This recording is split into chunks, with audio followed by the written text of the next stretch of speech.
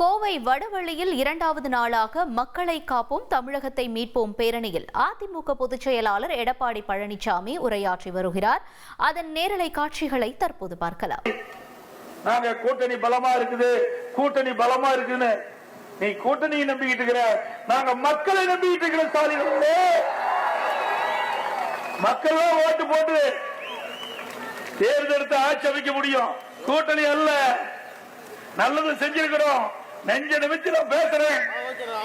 மக்கள் எண்ணுகிறார்கள் கடந்த ஆட்சி எப்படி இருந்தது, இப்ப இருக்கின்ற விடியா திமுக ஆட்சி எப்படி ஒப்பிட்டு பார்த்து சிறந்த ஆட்சி எது அப்படின்னு தேர்ந்தெடுத்து 2026 சட்டமன்ற தேர்தலில் சிறப்பு ஆட்சி செய்த அண்ணா திமுக ஆட்சி தான் சிறந்த ஆட்சி என்று தேர்ந்தெடுத்து சட்டமன்ற தேர்தலில் எங்களுக்கு வாக்களிக்க இருக்கிறாங்க.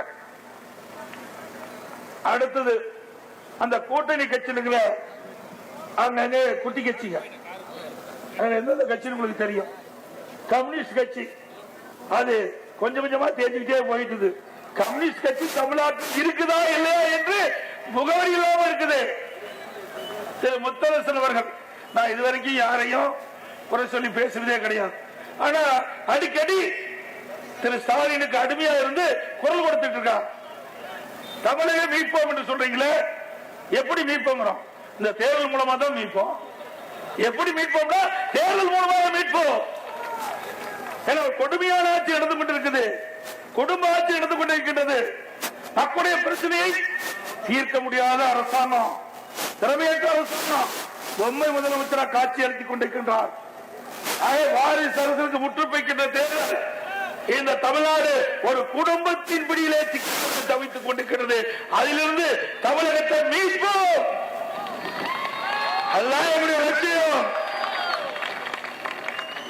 ஆகவே திரு முத்தரசன் அவர்களே, உங்க கட்சி மாதிரி எங்க கட்சி நினைச்சிடாதீங்க. எப்பொழுது பார்த்தாலும் அண்ணா திமுக பிரச்சனை இருக்குதுன்னு, பிரச்சனை என்ற பேச்சுக்கே இடமல்ல. பிரச்சனை எங்க இருக்குதுன்னா உங்க கூட்டணியில் தான் இருக்குது. திமுக தலைமையில் இருக்கின்ற கூட்டணியில் தான் பிரச்சனை இருக்கின்றது. அண்மையிலே மார்க்சிஸ்ட் கம்யூனிஸ்ட் கட்சியுடைய தலைவர் இன்றைக்கு புதுசா வந்திருக்கிறார் திரு சண்முகம் அவர்கள். அவர் அடிக்கடி பேசிவிட்டார், திமுக ஆட்சியிலே மக்களுடைய பிரச்சனை தீர்க்கல, இப்படியே போயிட்டு இருந்தா தேர்தலில் ஜெயிக்க முடியாது என்ற ஒரு கருத்தை அவரே வெளியிட்டிருக்கார். அண்ணா திமுக பலம் வாய்ந்து கொண்டிருக்கின்றது. திமுக நாட்டு மக்களுடைய பிரச்சனையை அணுகல, தீர்க்கல அப்படின்னு குரல் கொடுத்திருக்கார்.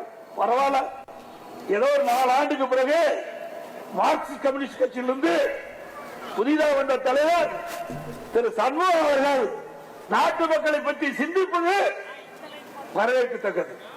ட்ரெண்ட ஃப்ரெண்ட் ஆக்கிக்கோங்க. தந்தி டிவியின் சப்ஸ்கிரைபர்ஸ் அண்ட் ஃபாலோவர்ஸ் குடும்பத்துல நீங்களும் இணையுங்க.